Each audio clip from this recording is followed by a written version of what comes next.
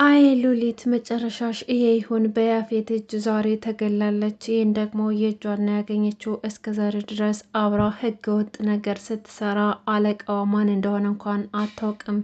በስተ መጨረሻም ህይወቷን ሊያሳጣት ችሏል። ሉሊት በጣም ፈርታ ነበር። ነገር ግን እየፈራችውም አልቀረላትም። ያፌት ሁሉን ነገር እያጣ ስለተናደደ ለሷ ከጥፍሩም አልቆጠራትም እና በቀላል ነገር ነበር ያስወገዳት። ጣቶቿን ቆራርጦ ነበር የጣላት። ሰላም ሰላም፣ ውድና የተከበራችሁ ቤተሰቦች እንዴት ናችሁ? ደህና ናችሁ? ከኔ ጋር ሁሉም ሰላም ነው። ለዚህ ቻናል አዲስ ከሆናችሁ ሰብስክራይብ በማድረግ ቤተሰቡ ነው። እንግዲህ ሐረግ ድራማ ቀጣይ ክፍልን ይዤላችሁ መጥቻለሁኝ። በዚህ ክፍል እንግዲህ ባለፈው መጨረሻ ላይ ናታን የዲያራ እናት ላገኝ ይፈልጋለሁ መነጋገር አለብን ብላ ጠርታው እሷን ሊያገኝ ሄዶ ነበር ያለቀው። እንግዲህ ናታን የሆነ የጀመረው ነገር አለ። እሱም ደግሞ በዲያራ እናት በኩል አድርጎ ስራ ገብቶ ራሱን ገንዘብ የሚያገኝበትን መንገድ እያመቻቸና ያፌትን እንዴት እንደሚጥለው እንዲሁም ደግሞ የዳራ እናት ከያፌት ተቃራኒ ስለሆነች እንዴት የዳራን እናት ቀርቦ ያፌትን ማጥቃት እንዳለበትና መረጃዎች ለመሰብሰብ ዝግጁ ሆኖ የዳራን እናት ተጋፍጧታል ማለት ነው። እዛ ከሄደ በኋላ ግን ምንም ነገር እንደማያውቅ ሲያስመስል ነበረ። እኔ አላውቅም፣ እኔ አንድ ምስኪን ደሃ ነኝ፣ ቤተሰቦቼ የሚያስተዳድሩኝ ወጣት ስራ የሌለኝ እያለ የዳራን እናት አሳምኗታል ማለት ነው።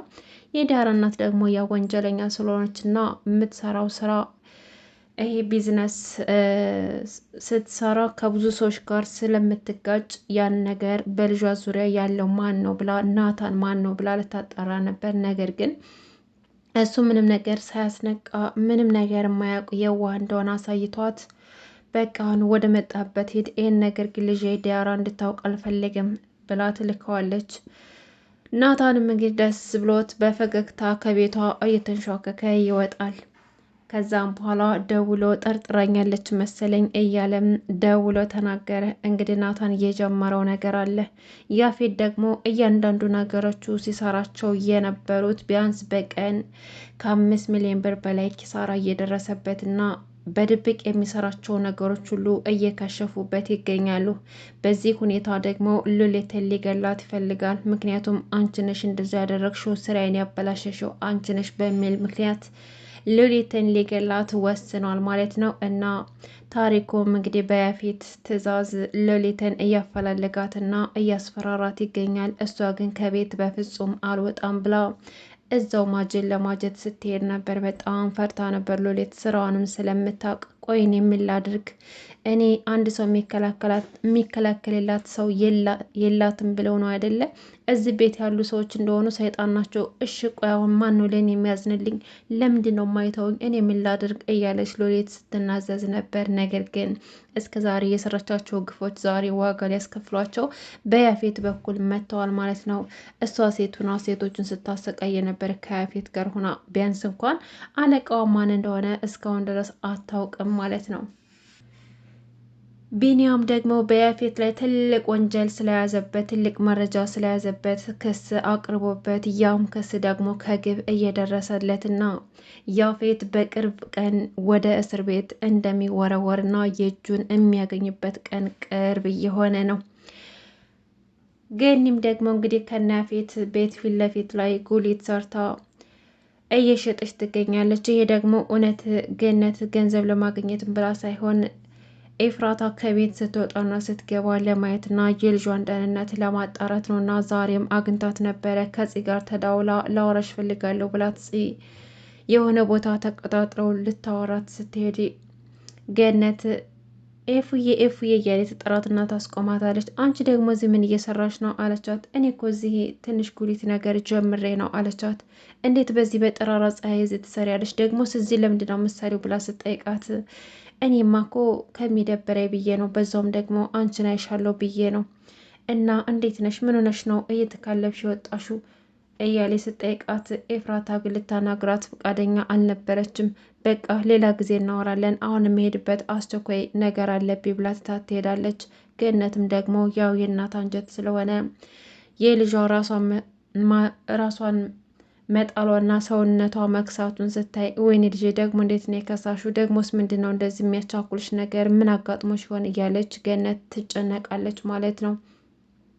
እንግዲህ ጽ ደግሞ ቢኒያም ዓይንሽን ላይሽ አልፈልግም፣ አንቺ ባለሽበት አልዞርም ብሏት በባለፈው ስላሰናበታት ዛሬ ናታን ጋር ወደ ውጭ ሲሄዱ እቤት ገብቶ እንኳን ሰላም አላላቸውም። ምክንያቱም ጽላ ለማየት ናታን ደግሞ አሁን የጀመረውን ስራ ከቢኒያም ጋር ነው እየሰራ ያለውና ከእሱ ጋር ተዳውለው የሆነ ቦታ ይሄዳሉ።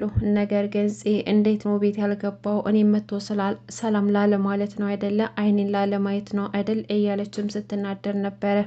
ቤዛ ልታጽናናት ብትሞክር ምን ሆነሽ ነው ደህና ነሽ ብትላትም በጣም ተናደደችባት። ልታጽናኘኝ አትሞክሪ፣ ምን አስበሽ ነው እያለችም ስታናግራት ነበረ። ናታን አሁን ከዲያራ ጋር ሙሉ ጊዜውን እያሳለፈ ነው ማለት ይቻላል። ቤዛ ደግሞ ከናኦድ ጋር እንግዲህ ስልክ መደዋወል፣ ለረጅም ሰዓት ማውራት፣ አብሮ ውጭ ላይ መሄድ፣ መዝናናት፣ ለረጅም ጊዜ ስልክ ማውራት ጀምራለች። አሁን ላይ ሙሉ ለሙሉ ናታንን እረስተዋለች ማለት ይቻላል። ቤዛ ስለተቀየረችም ህይወቷን ሀብላ መጀመር ትፈልጋለች። እሱንም ደግሞ ከናኦድ ጋር ጀምራለች። ናኦድ እንግዲህ ከዚህ በፊት ከ5 ዓመት በፊት እሷ ሳታውቀው የሚያፈቅራት አፍቃሪዋ ነው። አሁን ላይ ሰላም ስለተሰማት ከሱ ጋር እያወራችና ጊዜዋን ከሱ ጋር እያሳለፈች ትገኛለች። ኤፍራታ እንግዲህ የሆነ ስራ መስራት ስለምትፈልግ ገንዘብ ስለሚያስፈልጋት ቤዛን ገንዘብ ጠይቃት ነበረ። ቤዛም ደግሞ ምንም ሳታቅማማ እሺ ችግር የለውም አንቺ ብቻ ሳካልሽ እንጂ እኔ እሰጥሻለሁ ትላትና ቃል ትገባላታለች። ኤፍራታ ግን የምትፈልገውን ገንዘብ ሁሉ አልነበረም የነገረቻት። ምክንያቱም ግማሹን ከያፌት አገኛለሁ ብላ ነበር ያሰበችው። ያፌትንም ስትጠይቀው ያፌት ገንዘብ ያስፈልገኛል፣ ስራ ልጀምር ስለሆነ አንዳንድ ነገሮች መግዛት ግዴታ አለብኝ፣ ደግሞ ልብስም መግዛት እፈልጋለሁ፣ በዛ ላይ ደግሞ እቤት የሚያስፈልግ ነገር አለ፣ ስለዚህ ገንዘብ ያስፈልገኛል ብላ ጠየቀችው። እሷ ያሰበችው ገንዘቡን ሰጥቷት ለምትፈልገው ነገር ማዋል ነበር። ነገር ግን እሱ መስጠት ስላልፈለገ የእኔ ንግስት እንደዚህ እንድትይ ነበር እኮ የፈለግኩት፣ አንቺ እውነት እኔን ገንዘብ እንድጠይቅኝና የሆነ ነገር አድርግልኝ እንድትይ ነበር የምፈልገውና የምመኘው። ተመስገን ዛሬ ህይወቱ ደረሰኝ እያለ ኤፉዬን ሲያመሰግናት ነበር። ከዛም በኋላ አይ እኔ ራሴ ነው የሚሄድ የምፈልገው፣ በቃ እንዴ ነፃነቴን ስጠኝ እንጂ አለችው። አይ እንደዛማ መሆን የለበትም፣ እንደውም የሆነ ቦታ ደርሼ ልምጣና አብረን እንሄዳለን፣ ካልሆነ ደግሞ ሹፌር እልክልሽና የፈለግሽውን ነገር እንድትገዢ የሚመጥንሽ ቦታ እንድወስድሽ አደርገዋለሁ ሲላት፣ እስኪ ዛሬ እንኳን ተወኝ፣ ለእኔም ነፃነት ስጠኝና በነፃነት ልንቀሳቀስ፣ በቃ ተፋታይ ብላ ጮኸችበት። ያፌት ደግሞ ይሄ ነገሯ ብዙም ደስ ስላላለው ብቻውን እንድትሄድ አልፈቀደላትም ነበር። ኤፍራታ በጣም ተናደደች። ለምንድን ነው ሙሉ ገንዘቡን ከቤዛ አልጠየኩት? ይሄ የተረገመ ጨካኝ ይሰጠኛል ብዬ አስቤ አሁን ገንዘቡን ከየት ነው የማመጣው? እያለችም ስትናደር ነበረ። ናታን አሁን ላይ ቤዛ ኤፍራታ ገንዘብ ስጠይቃት ቤዛን ሰምቷል። ነገር ግን ምንም ግድ አልሰጠውም። ምክንያቱም ኤፍራታ ፈልጋና ወዳ አፍቅረው ናታንን መርጣ እየሄደች ነው የመሰለው። እሱ ግን ተሳስቷል። እውነታው ሌላ ነው። ለሱ ብላ ነው የሁሉ ነገር መስዋዕትነት እየከፈለች አለችው። እሱ ግን አሁን ሌላ ሴት እየለመደ ይገኛል። ቢንያምም አሁን ላይ የያፌት ነገር ጫፍ ላይ እየደረሰ ስለሆነ የእጁን ካገኘም በኋላ ኤፍራታ እናንተ እንደ ድሯችሁ ትመለሳላችሁ ብሎ ቢነግረውም ቢንያም ምንድን ነው የምትለው? ይሄን ርዕስ እኮ ዘጋ ነው። ኤፍራታ እኮ ምንም ነገር አስገድዷት አይደለም ያፌትን ያገባችው፣ እሱን መርጣና ወዳና ፈቅዳ ነው። ስለዚህ እሱ ምርጫዋ ስለሆነ ነው ያገባችው። ስለዚህ በምርጫዋ ደግሞ አንገባም።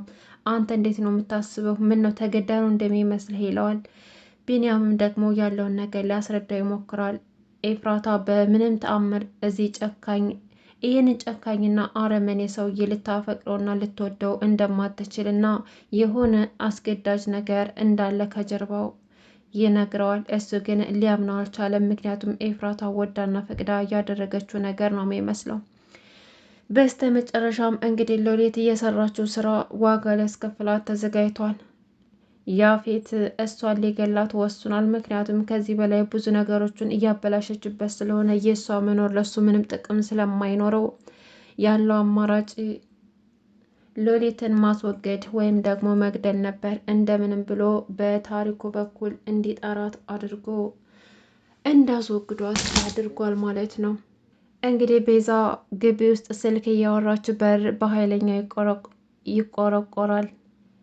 በሩ በኃይለኛው ሲንኳኳ ቤዛ ስልክ እያወራች ስለነበር ቆይማ አንዴና ኦዲ ይደውላለሁኝ ብላ በሩን ክፍት ስታደርገው እፂ ጋር ፈርተው ነበር። እፂ ጋር በሩን ክፍት ሲያደርጉት ሉሊት ነበረች። ታስራ ነበር። ጣቶቿ ተቆራርጠው በር ላይ ነበረ ቁጭ አድርገዋት ሄዱት። ልክ በሩን ክፍት ሲያደርጉ ፈንገል ብላ ነው የወደቀችው። ምክንያቱም ያፌት የእጇን ሰጥቷታል። ሉሊት በዚህ ሁኔታ መሞት አልነበረባትም። ምክንያቱም በህይወት እያለች መሰቃየት ነበረባት እንጂ እሷን መገደል አልነበረባትም። ምክንያቱም ከጀርባው ብዙ የምታውቀው ስለ ሴቶች ታሪክ ስለነበር ቢያንስ ያንን እንኳን ይፋ መደረግ ነበረበት። እንግዲህ ውድና የተከበራችሁ ቤተሰቦቼ የሐረግ ድራማ ክፍል 86 ይህን ይመስል ነበር። አብራችሁን ስለቆያችሁ ከልብ ነው ማመሰግነው። ለዚህ ቻናል አዲስ ከሆናችሁ ሰብስክራይብ ማድረጋችሁ እንዳትረሱ። በሌላ ቪዲዮ እስከምንገናኝ ድረስ በያላችሁበት ሰላማችሁ ብዝት ይበልልኝ። አመሰግናለሁ።